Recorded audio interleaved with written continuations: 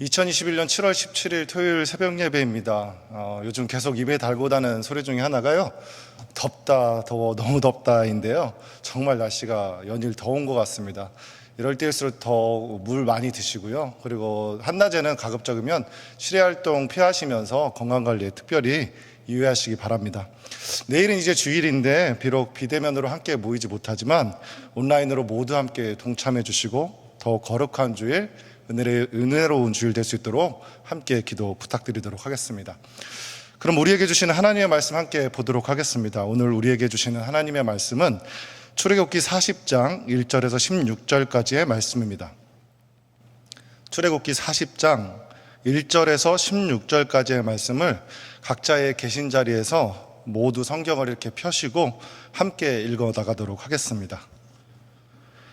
여호와께서 모세에게 말씀하여 이르시되 너는 첫째 달 초하루에 성막 곧 회막을 세우고 또 증거궤를 들여놓고 또 휘장으로 그 궤를 가리고 또 상을 들여놓고 그 위에 물품을 진설하고 등잔대를 들여놓아 불을 켜고 또 금향단을 증거궤 앞에 두고 성막문에 휘장을 달고 또 번제단을 회막의 성막문 앞에 놓고 또 물두멍을 회막과 제단 사이에 놓고 그 속에 물을 담고 또 뜰 주위에 포장을 치고 뜰문에 휘장을 달고 또 관유를 가져다가 성막과 그 안에 있는 모든 것에 발라 그것과 그 모든 기구를 거룩하게 하라. 그것이 거룩하리라. 너는 또 번제단과 그 모든 기구에 발라 그 안을 거룩하게 하라. 그 제단이 지극히 거룩하리라. 너는 또 물두멍과 그 받침에 발라 거룩하게 하고 너는 또 아론과 그 아들들을 회막문으로 데려다가 물로 씻기고 아론에게 거룩한 옷을 입히고 그에게 기름을 부어 거룩하게 하여 그가 내게 제사장의 직분을 행하게 하라. 너는 또 그 아들들을 데려다가 그들에게 겉옷을 입히고 그 아버지의 기름을 부은 같이 그들에게도 부어서 그들이 내게 제사장의 직분을 행하게 하라. 그들이 기름 부음을 받았은즉 대대로 영영이 제사장이 되리라 하시매 모세가 그같이 행하되 곧 여호와께서 자기에게 명령하신 대로 다 행하였더라. 아멘. 드디어 출애굽기 마지막 장인 우리는 40장에 이르렀습니다. 출애굽기를 한번 살펴보면요, 모세의 출생과 또 부르심부터 애굽왕 바로왕에게 내린 10가지 재앙, 또 홍해를 건넌 사건들, 그리고 하나님께서 시내산에 다다른 이스라엘 백성들에게 하나님의 율법과 계명을 주시고 또한 성막을 만드는 내용까지 참 우여곡절도 많았고 다사다난했던 이스라엘 민족들의 출애굽 여정이었습니다. 성경의 순서대로 보면 오늘 이제 40장으로 마무리되는 이 출애굽기 뒤에 이어 나오는 말씀이 레위기서인데요. 사실 이스라엘 역사나 성경의 역사 순으로 보면은 출애굽기 다음에는 민수기 그리고 여호수아가 이어지게 됩니다. 다시 말해서 가나안 땅을 향한 그들의 여정이 계속 이어지게 되는 것이죠. 비록 출애굽기는 이 40장으로 끝이 나지만 그들에게 이것은 끝이 아니라 그러므로 새로운 시작, 새로운 출발점이 되는 것입니다. 이런 새로운 시작과 출발 앞에서 하나님께서는 그들, 즉 이스라엘 백성들에게 어떠한 말씀을 하셨고 무엇을 원하셨는지 우리가 살펴보길 원하고요. 또한 이스라엘 백성들에게 말씀하신 내용을 토대로 지금을 살아가는 우리에게는 어떤 걸 원하시고 어떻게 살아가길 원하신지를 같이 한번 살펴보고자 합니다. 혹시 기억하십니까? 하나님께서 이스라엘 백성들을 왜 출애굽을 하셨죠? 왜 출애굽하길 원하셨던 것일까요? 너무 오래돼서 잊어버리셨을 수도 있는데요. 하나님께서 이스라엘 백성을 출애굽하길 원하신 이유는 그들과 맺었던 그 언약, 약속을 지키기 위해 그들을 출애굽시키셨습니다. 그렇다면 그 언약과 약속은 무엇이었습니까? 그 언약은 너희 이스라엘 백성과 민족들을 다른 이방 자손들, 이방 민족들과는 다르게 뭇 민족 중에서 별과 같이 많게 하고 너희를 약속의 땅, 가나안 땅으로 들여보내겠다는 바로 그 약속인 것이죠. 그 약속은 다시 한번 말씀드리면 무엇입니까? 너희들을 택하여서 하나님을 섬기고 하나님을 따르는 하나님을 예배하는 백성을 삼으시겠다는 바로 그 약속인 것이죠. 우리가 이 40장 전체의 본문을 보게 되면 이것은 바로 성막에서 드디어 하나님께 예배를 드리는 그 이스라엘 백성들의 장면을 묘사하고 있는 것입니다. 다른 말로 이 장면을 성막 봉헌식 또는 성막 낙성식이라고도 이렇게 표현을 하는데요. 바로 이러한 장면을 통해 하나님께서는 이스라엘 백성을 예배하는 민족으로 삼으시길 원하시는 것이죠. 본문 2절에 보면 그래서 너는 첫째 달 초하루에 성막곧 회망을 세우고 라는 말씀이 나오는데요. 출애굽한 지 만 1년이 되어가는 이스라엘 백성들에게 드디어 성막이라는 예배의 처소가 생기고 드디어 예배하는 민족으로서 그들의 시작점은 알려지게 되는 것이죠. 그렇습니다. 오늘 말씀을 통해 우리가 배울 수 있는 것은 모든 일의 시작점은 있다는 것입니다. 그 시작점은 과연 무엇이었습니까? 과거 애굽에서 노예로 살던 이스라엘 백성들이 드디어 하나님을 예배하는 참 자유인, 참 하나님의 백성의 시작은 무엇이었습니까? 그 시작은 바로 예배로부터 시작되는 것이죠. 바로 예배가 그 시작점입니다. 하나님께서 약속하셨던 것처럼 그들은 드디어 하나님만을 섬기는, 하나님만을 예배하는 예배자 민족이 된 것입니다. 그렇다면 우리는 또 물어야겠죠. 우리의 시작점은 무엇이 되어야 될까요? 우리의 시작은 과연 무엇으로 시작을 하여야 합니까? 맞습니다. 우리도 마찬가지로 모든 일에 예배로 시작되어야 하는 것이죠. 이스라엘 백성들이 출애굽 후에 드디어 이제 새로운 시작과 출발을 앞서 가장 먼저 한 것은 바로 이 성막을 세우고 예배를 드리는 것이었습니다. 한번 잘 생각해 보십시오. 우리도 마찬가지 아닙니까? 그런데 우리가 모든 일을 시작하고 어떤 출발을 알릴 때 우리의 시작은 무엇이 됩니까? 보통은 그렇습니다. 잘 고민하고 생각하고 계획하여서 모든 계획표들, 잘 짜여진 시간표들을 짜는 것으로 시작하지 않습니까? 그런데 그것도 물론 중요하지만 하나님께서는 그것보다 앞서 너희들이 먼저 하나님 앞에 나와 예배를 드리고 예배를 통해 하나님을 만나길 원하시는 것입니다. 우리가 이 새벽 시간에, 이 새벽에 나오는 것도 마찬가지 이유 아니겠습니까? 또한 우리가 연말연시에 드리는 송구영신 예배도 마찬가지 아니겠습니까? 또한 우리가 사업을 시작할 때나 어떤 일을 시작할 때 개업 예배랄지, 이직 후 첫 예배랄지, 모든 것들의 시작이 예배로 시작하면 바로 하나님께서 나와 함께 하신다는 그 시작점, 출발점을 알리는 거 아니겠습니까? 그러므로 사랑하는 광장교회 성도 여러분, 모든 일을 시작하실 때 예배로 시작하십시오. 그분을 먼저 찾고 그분을 먼저 구하십시오. 그럴 때 하나님께서는 우리를 만나주시고 그 삶 가운데 내내 동행하실 것을 믿습니다. 또한 오늘 말씀을 통해 우리가 깨닫게 되는 것은 앞으로 이스라엘 백성들은 공동체적 삶을 살아가야 한다는 것입니다. 다시 오늘 말씀 한번 돌아보길 원하는데요. 오늘 말씀이 쭉 다시 성막에 관한 내용들이 나오잖아요. 지성소 안의 증거계, 휘장, 등잔대, 떡상, 또 그 위에 올려질 떡들, 황금 촛대, 번제단, 또 그 위에 올려질 희생제물들, 물두멍, 또 그 안에 담겨질 물들, 그리고 성막들과 제사장들의 의복들, 이 많은 것들이, 이 모든 것들이 과연 한 사람의 힘으로, 한 사람의 능력으로 가능한 것입니까? 불가능합니다. 이것은 그들 이스라엘 백성 모두가 성막을 중심으로 모두 힘을 합하여 공동체적인 삶, 협력하고 합력하여서 선을 이루는 삶을 살길 원하시는 하나님의 그 뜻이 담겨 있는 것입니다.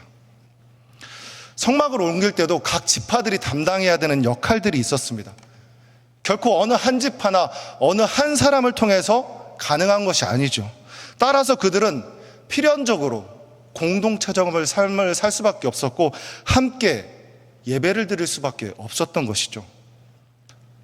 바로 이러한 이스라엘 백성들, 성막을 통한 이스라엘 백성들의 모습을 통해서 우리의 모습을 또한 돌아보길 원합니다. 코로나가 이제 계속되고 요즘처럼 현장 예배가 드리기 어려운 요즘 상황에 되자 현장 예배를 점점 멀리하고 있는 모습들을 자주 우리가 발견하게 됩니다. 또한 특히 젊은 세대들을 중심으로 개인주의가 점점 심화되고 있잖아요. 다른 사람보다 내가 더 중요하고 다른 이웃보다 나의 가정이 더 중요하고 나만 잘 되면 되지, 나만 잘 살면 되지라는 그런 개인주의가 심화되고 있잖아요. 그래서 마찬가지로 신앙도 그런 개인주의가 심화돼서 어떠한 성도들이 많죠? 가나안 성도 들어보셨을 거예요. 거꾸로 하면 아시죠? 안 나가 성로. 교회 안 나가고 그냥 내가 하나님 잘 믿으면 되지, 내가 있는 자리에서 하나님 잘 섬기면 되지라는 그런 말들 많이 하고 있지 않습니까? 제 주위에도 믿음 좋은 친구들, 선후배들 중에 그런 사람들이 너무나 많습니다. 굳이 이제는 교회가 필요 없는 것 같아. 나만 잘 믿으면 되지. 그런데 그 말은 절반은 맞고 절반은 틀렸습니다. 하나님께서는 무소부지하시고 어느 곳에서나 계시는 분이기 때문에 맞습니다. 하나님께 예배드림은 어느 곳, 어느 장소, 어느 시간이든 가능합니다. 그러나 오늘 하나님께서 우리에게 교회 공동체라는 것을 허락하심은 결코 신앙과 예배라는 삶은 나 혼자 설 수 없기에 공동체가 함께 하나님께 드리는 예배를 통해서만 하나님께서 받으시고 기뻐하신다는 것을 오늘 말씀 본문 성막을 통해 우리가 깨닫게 되는 것이죠. 한번 이렇게 생각해 보십시오. 하나님께서 어느 개인 혼자만의 예배를 원하셨다면 굳이 이런 성막이 필요했을까요? 그냥 각자의 텐트에서, 그냥 텐트 안에서 각자가 기도드리고 예배하면 되는 거 아니었을까요? 근데 뭐하러 이렇게 힘들게 성막이라는 걸 만들고 각자의 담당 역할을 맡아서 이런 교회의 원형인 성막을 만들게 하셨을까요? 그것은 공동체 안에서 우리가 예배드리길, 공동체 안에서 우리가 하나님 앞에 나오길 원하신다는 뜻인 것이겠죠. 그러므로 사랑하는 광장교회 성도 여러분, 우리는 각자 홀로 설 수 없는 존재입니다. 우리가 서로 손을 잡고 교회에 나와 하나님께 예배드림은 성막을 모든 사람이 힘을 합쳐 옮기고 그걸 설치하였던 것처럼 우리도 마찬가지로 예배 자리에 나올 때 모두가 한 마음과 한 뜻이 돼서 공동체적인 그런 예배의 원형을 이루어 나갈 줄을 믿습니다. 끝으로 성막을 통해 하나님께서 이스라엘 백성과 우리들에게 원하신 삶은 바로 거룩한 삶, 순종의 삶을 살길 원하신다는 것입니다. 본문 9절과 13절에 보면요, 무려 거룩하게 하라는 말씀이 7번이나 나옵니다. 7번이나. 그만큼 하나님께서는 성막의 모든 기구들이 거룩하길 원하셨던 것처럼 이스라엘 너희 백성들도 거룩하길 원하신다는 뜻이겠죠. 왜냐하면 이스라엘 백성들은 이제 민수기와 여호수아를 지나서 여러 이방 민족들과 전투와 전쟁을 치르게 됩니다. 그 지역은 어떤 곳입니까? 많은 우상들, 여러 잡신들이 들끓게 되는 바로 그러한 지역들입니다. 그곳에서 승리할 수 있는 비결은 무엇입니까? 그것은 바로 거룩함에서 나옵니다. 거룩함, 구별됨. 우리가 세상에서 승리할 수 있는 비결도 바로 이 거룩함에서 나옵니다. 세상의 칭찬과 명성을 쫓지 마십시오. 세상 사람들도 다 압니다. 무엇을 아냐고요? 그 사람이 진짜 하나님의 사람, 백성으로 구별된 사람인지 아니면 착하고 너무나 좋은 사람인데 그저 교회만 다니는 사람인지 쉽게 압니다. 그거를 구분하는 방법은 무엇입니까? 바로 그에게 거룩함이 있는가 없는가입니다. 스스로를 한번 점검해 보십시오. 저도 한번 점검해 봤습니다. 적어도 이 영상을 보고 계신 분들 정도라면 대부분 가정에서나 직장에서나 또한 인간관계에서 참 착한 사람이다, 좋은 사람이다라는 평가를 받으시는 분이 많을 것입니다. 하지만 우리는 거기에서 만족하면 되는 게 아니죠. 세상에는 착하고 좋은 사람들 참 많습니다. 물론 악한 사람도 많죠. 하지만 제가 봐도 교회 다니지 않아도 다른 종교를 믿어도 착하고 좋은 사람들은 너무 많습니다. 그러나 하나님께서 우리에게 요구하시는 삶은 착하고 좋은 삶을 넘어서 거룩한 삶, 구별된 삶을 원하시는 것입니다. 그렇다면 그 거룩한 삶의 힘의 근원은 어디에 있습니까? 그것은 바로 이 예배의 자리. 우리가 예배자의 삶을 살 때 그 거룩함의 힘이 나오게 되는 것입니다. 또한 오늘 보면 마지막 장에서 나오는 모세의 모습 통해 배울 수 있는 게 한 가지 있는데요. 그것은 모세가 여호와의 말씀을 다 그대로 준수하였던 것처럼, 행하였던 것처럼, 순종의 사람이었던 것처럼 거룩함은 바로 그 순종을 통해 나온다는 것을 우리는 알 수 있습니까? 알 수 있습니다. 그 말씀대로 우리가 준행할 때, 하나님께 순종할 때 우리는 비로소 거룩한 사람이 되는 것이죠. 따라서 이 거룩과 순종은 뗄래야 뗄 수가 없습니다. 거룩한 자가 순종하게 되는 것이고, 순종할 때 우리는 거룩해짐을 절대 잊지 마십시오. 이제 말씀을 마무리합니다. 출애굽기를 마무리하는 이 시점에서, 성막에 관한 규례와 명령이 마무리되는 이 시점에서, 또한 새로운 시작과 출발을 알리는 이 시점에서 우리는 어떠한 삶을 살아야 합니까? 그것은 말씀드린 대로 예배하는 삶, 공동체적인 삶, 그리고 또한 거룩한 삶, 순종의 삶을 살아야 하는 것입니다. 뒤이어지는 이스라엘 백성들의 가나안 여정은 바로 그러한 삶을 위한 분투의 과정과 여정들을 나타내고 있습니다. 우리의 삶도 마찬가지입니다. 그러한 삶을 살기 위해 힘을 내십시오. 날마다 기도하십시오. 그러면 그런 삶의 축복이 여러분의 가정과 각자의 인생 가운데 흘러 넘치기를 날마다 주님의 이름으로 기도하겠습니다. 함께 기도드리겠습니다. 신실하신 하나님 아버지, 새로운 시작과 출발 앞에 우리 모두가 서 있습니다. 그때마다 우리가 하나님만을 예배하고 하나님을 섬기는 참된 예배자의 삶을 살게 하여 주시옵소서. 무엇보다 나 홀로 나 혼자만의 신앙이 아닌 믿음의 공동체를 잘 지키고 섬길 수 있도록 우리를 구별하시고 거룩하게 하여 주시옵소서. 그리하여서 하나님의 말씀과 명령만을 준행하는 거룩한 순종의 사람, 믿음의 사람이 될 수 있도록 우리를 인도하여 주시옵소서. 주님, 내일은 거룩한 주일입니다. 비록 함께 모여 예배를 드리지 못하지만 각자의 자리에서 여러 모습으로 하나님을 향해 한마음 한뜻으로 주님께 예배 드릴 때 우리의 예배를 받아주시고 주님만을 경외하는 참된 기름 부으심이 있는 예배가 될 수 있도록 우리 모두를 축복하여 주시옵소서. 예수님의 이름으로 기도드립니다. 아멘.